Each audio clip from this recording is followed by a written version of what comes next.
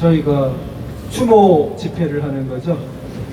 추모 집회이고 동시에 우리가 정치적인 성격의 집회이기도 하죠. 그런데 어떤 사람들은 우리를 보고 죽음에 대해서 정치적으로 왜 이용하느냐 이렇게 어떤 사람이 말을 할지 모르겠습니다. 그런데 제가 얘기를 하나 해드리겠습니다. 제가 아는 가까운 한 분의 그 형제가 이번 헝가리 유람선 사고에서 유명을 달리하셨어요.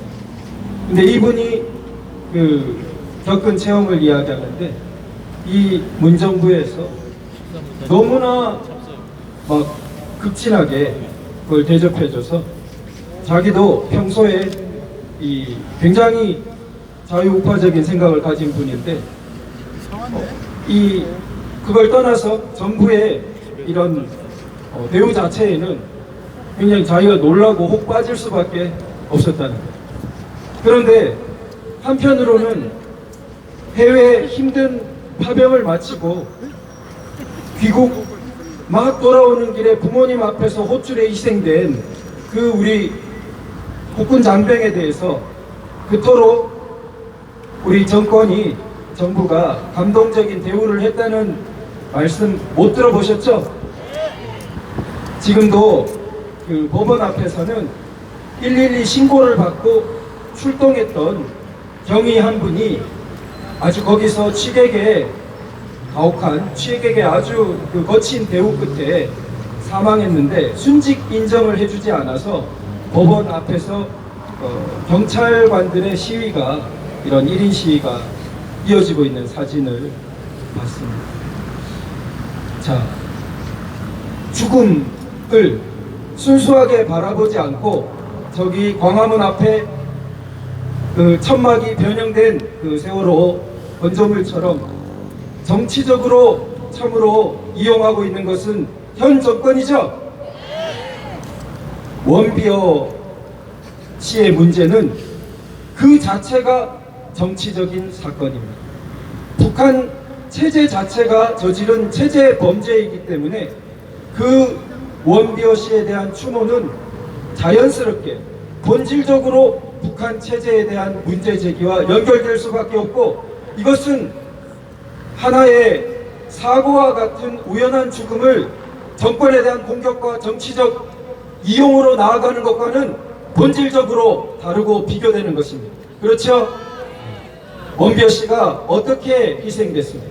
바로 북한의 지구상에서 유례없는 유일사상 10대 원칙 때문에 희생되는 것입니다.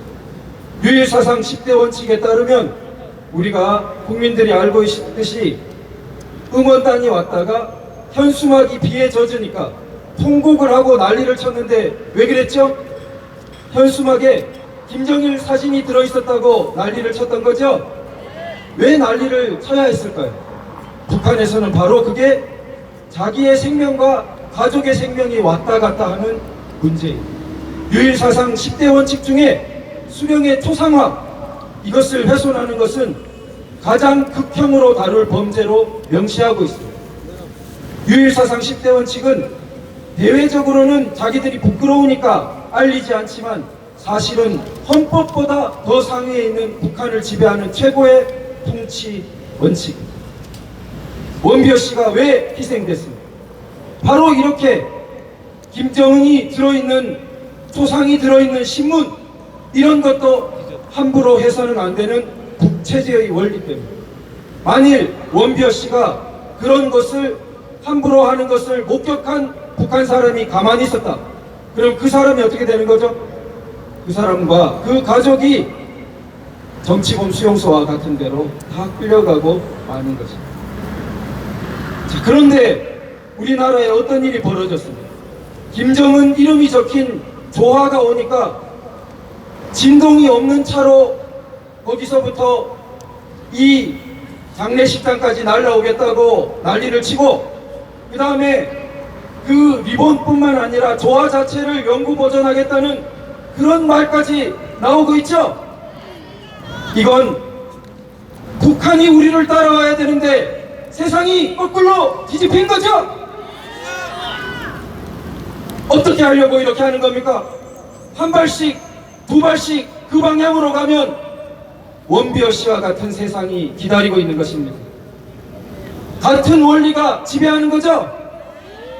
김정은 이름이 적혀 있다고 우리가 봐서는 그게 하나의 사람 이름이 적힌 조문하는 리본일 뿐인데, 게다가 김정은 이름은 반인도 범죄자요, 전쟁 범죄자로서 우리로 하여금 치를 떨게 하는 이름인데, 그걸 오히려 영구 보존해야 된다는 생각으로 치닫게 만드는 우리 사회의 지금 전염이 심각한 수준에 이르러 있습니다. 그래서 우리가 원비어 씨의 비극적인 죽음을 계기로 천하의 반인도 범죄 국가인 김정은 체제, 외국인도 아니고 외국인에 대해서 그렇게 해서도 안 되지만 같은 민족 같은 말을 쓰는 자국 동포를 그렇게 노예처럼 가혹하게 온갖 억압을 가해가면서 통치한 체제는 지구상에 정말 유례를 찾아보기 어렵습니다. 이런 체제를 극복해야 될 대한민국 정권이 오히려 그를 따라가고 있는 현실을 통탄하면서 오늘 원비어 씨를 추모하면서 국제적으로 이런 모순을 우리가 반드시 극복하고 말겠다는 결의를 다시 한번 다짐해 봅니다. 감사합니다.